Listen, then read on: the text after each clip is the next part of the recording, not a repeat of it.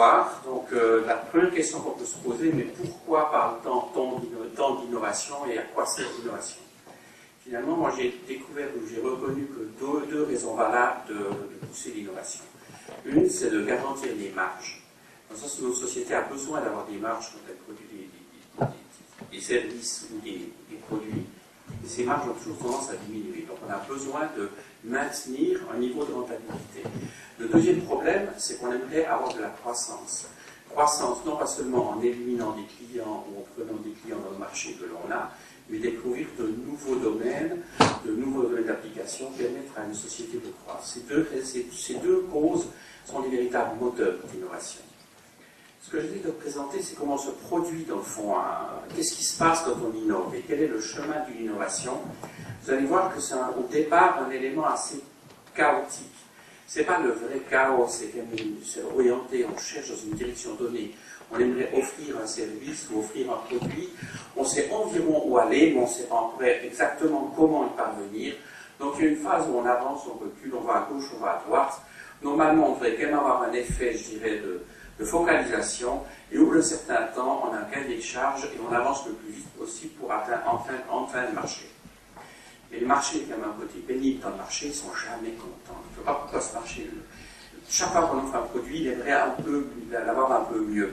Donc on envoie des gens sur le marché qui demandent chez le client que désires-tu, qu'est-ce que tu aimerais améliorer dans le produit, on crée une amélioration, on améliore le cahier de charge, et dans le fond, on repart dans le développement de la génération 2.1, 2.2, 2.3, pour finaliser à la génération 2.1000.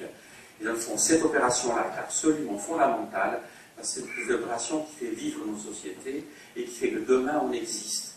Donc il faut être extrêmement attentif aux besoins du marché. Mais ça, ce n'est pas de l'innovation, c'est de la rénovation. C'est très important de faire une évolution de son produit, de façon à ce que le client soit satisfait de ce qu'on va lui offrir. Donc c'est absolument vital de soutenir au mieux le marché. Et je pense que dans les dernières 20 années, on est devenus des champions du monde de la rénovation. C'est quoi dans ce cas l'innovation? L'innovation part au départ d'une inspiration. Donc tout au début, il faut imaginer quelque chose. Cette inspiration peut être intuitive, ça peut être du crowdsourcing, ça peut être un inventeur, ça peut être toutes sortes de personnes. Ce n'est pas du tout une exception. On est tous capables d'inspiration, on est tous capables d'intuition. Et c'est très important de l'exprimer. Quel est le rapport qu'on a finalement avec le marché? Parce qu'il est important d'avoir un rapport avec le marché.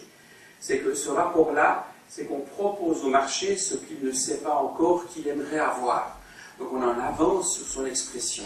La première loupe, celle-là, elle répond à la demande du marché. La deuxième, elle prépare un produit sur une expression pas encore donnée. Donc on essaie d'offrir quelque chose de différent. Et c'est la grosse différence, dans le fond, on peut l'exprimer sous forme de dessin. On peut dire que l'innovation, c'est faire que la vache vole et nage à la fois. Et le drame, c'est qu'il ne semble pas que ce soit très logique et très systématique. C'est une approche un tout petit peu chaotique apparemment.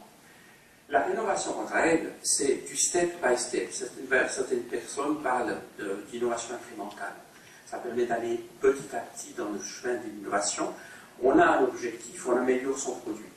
Elle est caractérisée par le fait qu'on a des super spécialistes. On a les meilleures personnes du monde, on a des super managers, on s'organise de façon à ce que chacun remplisse son rôle, soit le plus efficace possible, le plus économe possible, le plus rapide possible, de façon à satisfaire le marché. Donc cette vision-là est en réalité 90 à 95% de notre activité, et c'est ce que la recherche-développement serait censée faire. Le gros problème qu'on a, c'est que dans le fond, cette loupe-là, qui est la loupe de production, c'est celle qui permet de gagner de l'argent, cette formation-là, c'est devenu le centre d'activité, le centre de gravité des sociétés. Donc toute société qui est bien organisée, qui a une structure, un management, un ordre, une logique de production, arrive dans cette loupe-là à être le plus efficace possible. La loupe d'innovation, quant à elle, elle demande un truc qui n'est pas vraiment linéaire, mais on l'a représenté sous forme linéaire. Il y a plus longtemps, moi j'utilise des termes comme gaz, liquide, cristal, pour essayer d'exprimer, mais dans le fond c'est uniquement essayer de linéariser quelque chose qui ne l'est pas. Une partie absolument clé, c'est la partie transfert. Si le transfert ne se fait pas, on n'arrive pas à innover. Donc il ne suffit pas d'avoir une bonne idée, il ne suffit pas de l'exprimer clairement, il faut savoir la transférer. Le gros problème là-dedans, c'est que si le patron n'accompagne pas l'idée, on n'arrive à rien.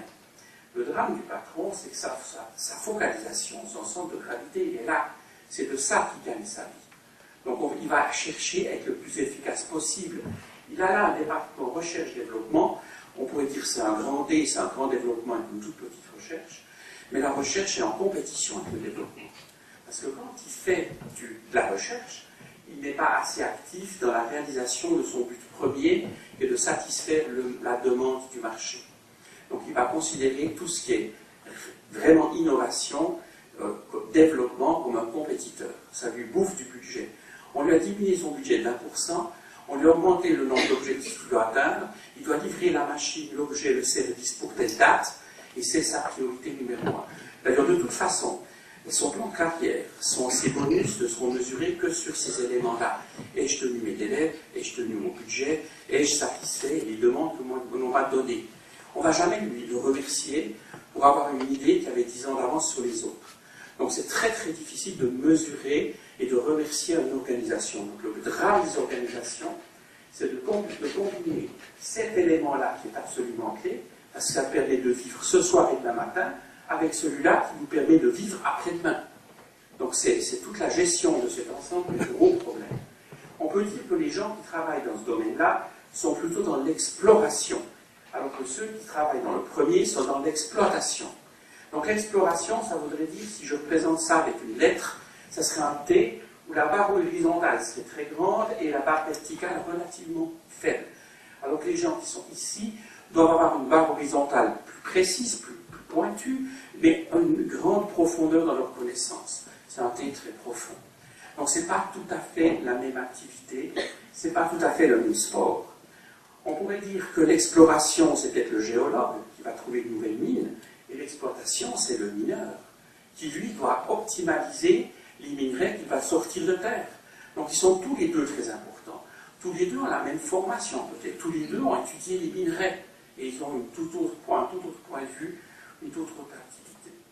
Donc le drame et la difficulté de l'innovation, c'est le conflit ou le manque de compréhension entre ce qu'est l'innovation, ce qu'est la rénovation, ce qu'est l'exploration, ce qu'est l'exploitation. À l'époque, c'est symbolisé par ces notions de gaz, liquide, cristal. C'est une autre façon de présenter la chose. C'est qu'on peut dire qu'il y a deux pôles, il y a deux clusters. Il y a un centre de gravité qui est dans la rénovation, c'est ce qui produit de l'argent, c'est ce qui produit de la valeur, c'est ce qui fait qu'on existe, c'est ce qui fait que nos régions vont bien. Donc ne laissons surtout pas tomber cette activité, elle est absolument vitale, mais elle va à long terme forcément amener à sa propre perte. Parce que quand on améliore un produit pour la 10 millième fois, le client n'est jamais prêt de payer plus, mais il veut toujours plus. Vous avez des grands exemples, comme par exemple la voiture, la coccinelle. Ils ont dû abandonner la production, non pas parce que les gens ne la voulaient plus, mais parce que son prix de fabrication devenait excessif, parce qu'à fur et à mesure qu'on améliore le système, on l'alourdit aussi, pas seulement en poids, mais en prix, et finalement on est plus compétitif. Donc à un moment donné, il faut changer. Donc cet autre centre-là, l'innovation et l'exploration, a un autre centre de gravité. Et c'est pour ça qu'on essaye de séparer les deux choses. Et la grande difficulté du management d'innovation, c'est est-ce que le manager fait partie de l'organisation de rénovation ou est-ce qu'il y a vraiment une liberté? Donc un management ne fait de sens que si le propriétaire de la société, que si les patrons sont d'accord de donner une liberté et de tolérer cette espèce d'organisation peu linéaire et apparemment pas très logique qui va profiter plus tard à la société et qui doit avoir des points de mesure sur un plus long terme. Pour essayer d'expliquer ça, en 1990, il y a l'école des mines à Paris a sorti la théorie CK, qui est une bonne façon aussi d'essayer de manager ou d'approcher cette complexité.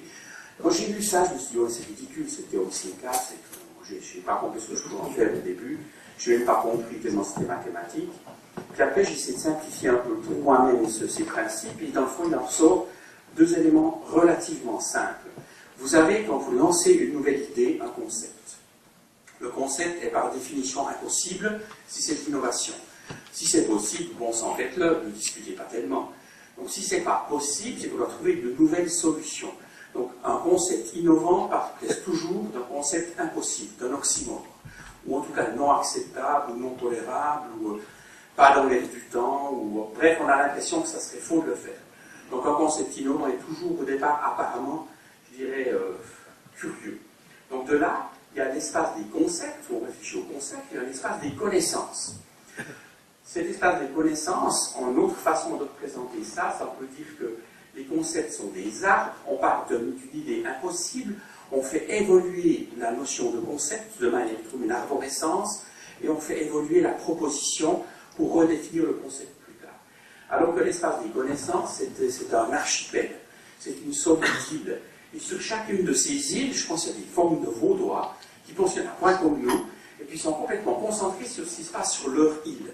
Donc les connaissances sont souvent bloquées sur une petite zone. Et on a l'impression que c'est sa connaissance qui est importante, alors qu'en réalité, c'est la connaissance que l'on n'a pas qui est intéressante. Dans l'innovation, c'est les connaissances qu'on n'a pas, alors que dans la rénovation, c'est la profondeur des connaissances que l'on a. C'est une autre façon de penser. Donc l'espace des connaissances, c'est l'exploration de ce que je ne connais pas encore, et c'est la recherche de solutions qui ne sont pas encore exprimées, mais qui existent peut-être ailleurs. Donc le jonglage, le passage d'une à l'autre est l'art de la créativité et du management de l'innovation. Si vous avez autour d'une table des groupes de personnes qui sont dans des états mentaux différents, les uns étant conceptuels et les autres étant technologiques et de connaissances, vous avez la garantie d'explosion assurée. Les gens des connaissances vont dire c'est pas possible, j'ai déjà essayé, oublie, ça marchera jamais, pourquoi tu fais ça? Alors que celui-là, il essaie d'exprimer un concept. Il ne sait pas que ça ne marche pas, ça ne l'intéresse même pas. Si ça ne marche pas. Il exprime le concept. Donc il est très important quand on travaille ensemble dans la créativité, dans l'innovation, de savoir quand c'est que je suis dans les concepts et quand c'est que je suis dans les connaissances. Et quand je suis dans les connaissances, ce n'est pas ma connaissance qui est importante, c'est la connaissance des autres, voire même celle que je n'ai pas ou que je ne connais pas encore. Donc c'est cette découverte qui doit être le moteur principal. Et là, c'est uniquement l'exemple de la Swatch qui est décrit d'ailleurs dans le bouquin. Je ne vais pas, avec mes 15 minutes, pour rentrer dans l'histoire du livre, mais on montre un peu comment on fait passer, dans le fond, progressivement un concept apparemment impossible jusqu'à un produit. Ce qu'on peut dire, par exemple, c'est que les notions de marché, les notions de management, les notions d'entrepreneuriat sont absolument clés. Donc, dans l'histoire de la Swatch, ça a failli devenir une montre Bic, parce qu'on ne sait pas comment la vendre. Puis on a proposé au baron Bic de la prendre, heureusement il n'a pas voulu. Ça a failli devenir Duracell. Mais Duracell, on a fait tous les contrats, tout était prêt pour que Duracell reprenne cette montre. Par chance ou par malchance, la femme du patron a trouvé le jour avant qu'elle était moche cette montre. Et puis finalement, c'est pour ça que ce n'est pas devenu une Duracell. Et il a fallu beaucoup de temps pour qu'on définisse ce produit d'une montre qui est un élément de mode. Et n'allez pas croire qu'au début, on sait où on va. Mais au début, il faut des gens qui protègent ceux qui développent ce genre d'idées, leur donnent une forme de liberté, et ensuite on peut aller dans le développement. Donc pour moi, ce qui est impossible de comprendre, c'est que tout semble impossible tant qu'on ne l'a pas fait, et l'objectif de l'innovation, c'est de rendre l'impossible possible, et c'est le malheur que je vous souhaite à tous. Merci.